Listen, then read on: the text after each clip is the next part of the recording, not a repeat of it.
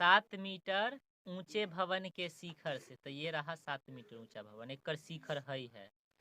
Cable tower के शिखर का उन्नयन कोण 60 डिग्री, ये हो गया केबल टावर, इसके शिखर का उन्नयन कोण 60 डिग्री दिख गया।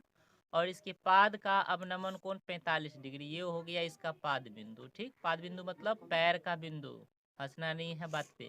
45 डिग्री।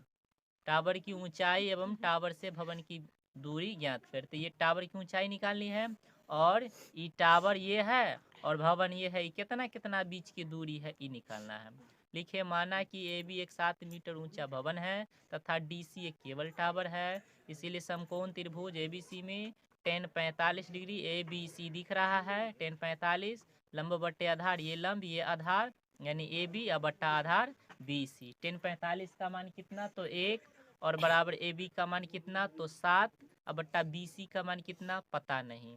क्रॉस क्रॉस गुना किए, तिरछा तिरछा, तो बी सी बराबर 7 हो गया, समीकरण 1। अब समकोण त्रिभुज डी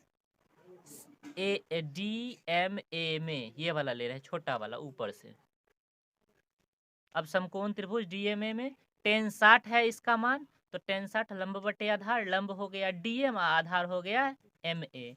ठीक, tan 60 का मान √3 होता है, अब बराबर डी एम का मान कुछ नहीं, एम ए का मान जो है वो बी सी के बराबर है। देखिए ये आधार और ये आधार आपस में बराबर है, इसीलिए बी सी लिख दिए। अब क्रॉस क्रॉस गुना करते हैं, तो डी एम में 1 से गुना तो डी एम, अब बराबर √3 बी सी।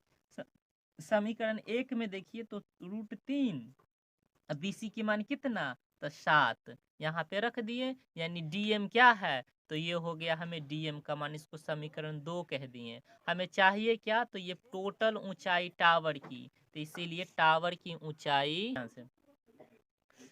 डीएम का मान आ गया इतना। समीकरण 2 की टावर की कुल ऊंचाई है डीसी, डीसी बराबर हो जाएगा क्या, डीएम प्लस एमसी। यहाँ पे डीएम का मान है अभी अभी √3 ये रखे, एमसी का मान है कितना, तो 7 रखे, दोनों में 7 कॉमन, तो √3 + 1 मीटर आंसर हो गया। और हमें समीकरण 1 में हमको क्या चाहिए, बीसी के बीच की दूरी दोनों का, तथा दोनों भवनों के बीच की दूरी क्या है, तो बीसी, बीसी का मान हम पहले ला चुके हैं 7 मीटर, ये हो गया आंसर। दोस्तों को शेयर, चैनल को सब्सक्राइब और लाइक जरूर करें।